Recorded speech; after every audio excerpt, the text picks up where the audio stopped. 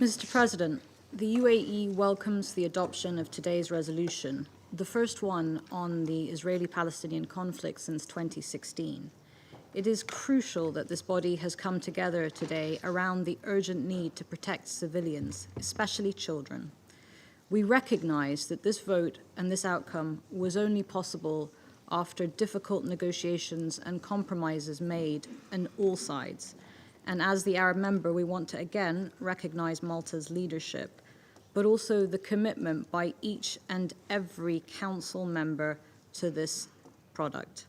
Over the past week, I've seen us all work together across our geographical divides in a way that made this moment possible, and I thank you for that. I believe lives will be saved because of this work.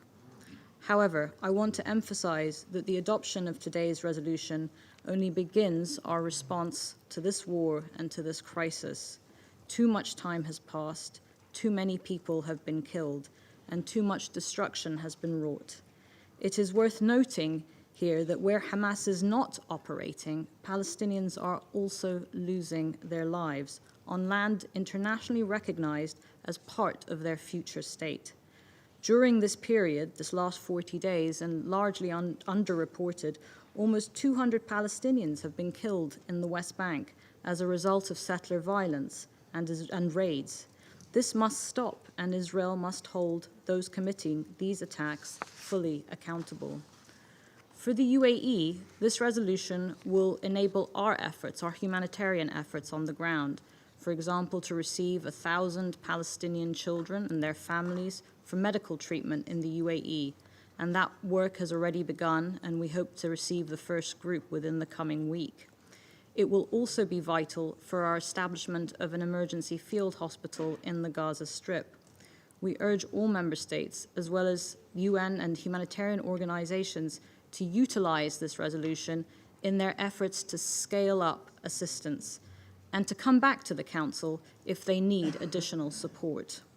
It is vital that this body now lives up to its responsibility towards also ensuring its implementation in full. International law, especially the rules of war, bind all the parties to this conflict. There can be no equivocation on this point. Israel must cease attacks on civilians and civilian objects.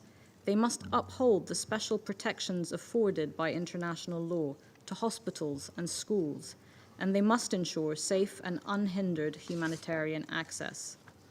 In this context, we reiterate our condemnation of Israel's raid on the Al-Shifa hospital in the last 24 hours and other attacks on hospitals, and stress that it is precisely this type of military action that today's resolution rejects. Hospitals are sacrosanct spaces that must be protected. We've all received countless unbearable messages of despair from medical workers in these hospitals who have stayed and are pleading for their patients to be protected. Mr. President, if the parties violate this resolution, we expect and we will work to ensure that the Security Council steps in to support its implementation. But looking ahead and beyond working towards a more permanent ceasefire, the Security Council collectively and individually must prioritize resolving this conflict. Over the last decade, there have been increasingly vocal warnings and signs that the two-state solution is on its deathbed. What emerges from the ruins of Gaza may be our last chance to save it. But it will need all of us to continue working together like we have done here today to resurrect it.